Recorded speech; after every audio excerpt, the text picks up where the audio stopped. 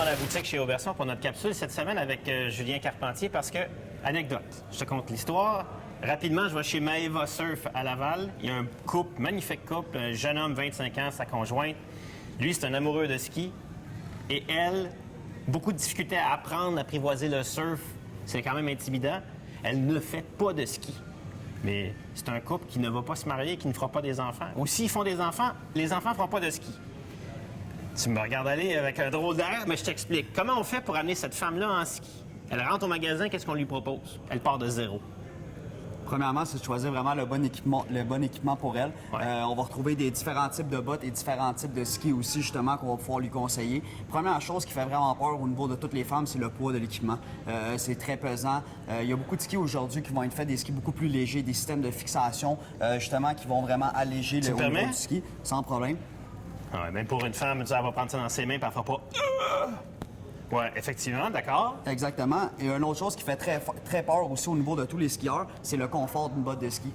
Si on regarde, par exemple, il y a 10-15 ans, au niveau de la qualité du chausson et la qualité du confort, c'est vraiment plus ce qu'on va retrouver aujourd'hui. Et je dirais, si une femme n'a jamais skié, je dis pas que les femmes ont toutes 40 paires de skis à la maison, mais elles dépensent beaucoup de budget souliers. Et je dirais, s'il y a un endroit où ils devraient mettre un petit peu plus d'argent, c'est dans une botte de plus haut de gamme pour être vraiment bien dans leur botte. Parce que quelqu'un qui n'a jamais skié, dans une botte de ski, c'est pas naturel. Effectivement. La botte de ski, c'est la partie la plus importante de tout l'équipement. Si on n'est pas confortable dans la botte, on a bien beau avoir le meilleur ski au monde ou le plus beau, on ne voudra pas aller skier. On n'aura pas le goût, carrément. Et après, il y a tout le facteur aussi de chaleur. Ça, c'est important parce que les débutants ne savent pas nécessairement comment choisir leurs bottes.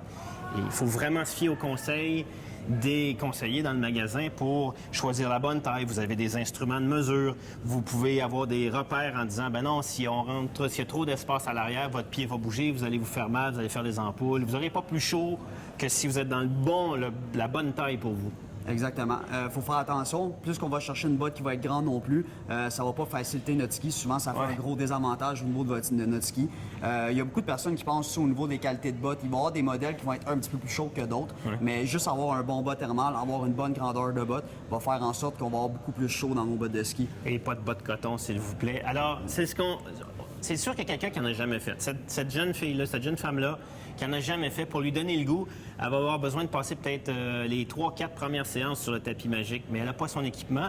Puis souvent, quand on va louer de l'équipement à la station de ski, bien, c'est de l'équipement très désuet, de l'équipement, des vieilles bottes avec les chaussons tapés. Si vous partez puis vous y allez, d'un coup, allez acheter votre équipement, vous allez être bien équipé, même avec les équipements de base. Exactement. Puis même, par exemple, j'ai deux modèles comme ceux-là ici à vous conseiller. C'est deux modèles qui, a priori, vont être très faciles à initier le virage. C'est des skis qui sont très légers, avec des spécifications un petit peu plus féminines. Donc, on va parler d'un surélevement au niveau de la fixation à l'arrière pour justement faire en sorte que la femme va être un petit peu plus penchée vers le devant du ski. C'est des skis aussi qui vont vous permettre une très bonne progression. Deux skis que vous allez pouvoir utiliser autant à votre première qu'à votre 100e journée de ski sans aucun problème. Ouais. Donc, c'est des équipements qui pourraient être très bons pour vous. Puis si on compare par rapport à là, 20 ans, l'équipement de débutant est rendu vraiment de meilleure qualité, tant au plan de la construction qu'au plan de la performance du ski sur la glace ou dans des conditions plus difficiles. Exactement. La première chose à regarder, c'est au niveau de la grandeur des skis. Si on regarde il y a 20 ans, un ski était toujours plus grand que la personne. Aujourd'hui, tous les skis vont être considérés au niveau de la bouche, au niveau du nez, à peu près au maximum. Donc, c'est beaucoup plus facile à manœuvrer, beaucoup moins pesant et justement beaucoup plus confortable à rouler pour les personnes qui vont en faire de 1 à 5 fois par année ou même une dizaine de fois par année. Ah, mais attention, quand elle va pogner la piqûre, elle va être là toutes les fins de semaine. Fait que merci de ces bons conseils. Ça, c'est un message qu'on envoie à toutes les femmes qui ne savent pas trop s'ils devraient, ou qui ont beaucoup de plaisir attaché à ça. Exactement.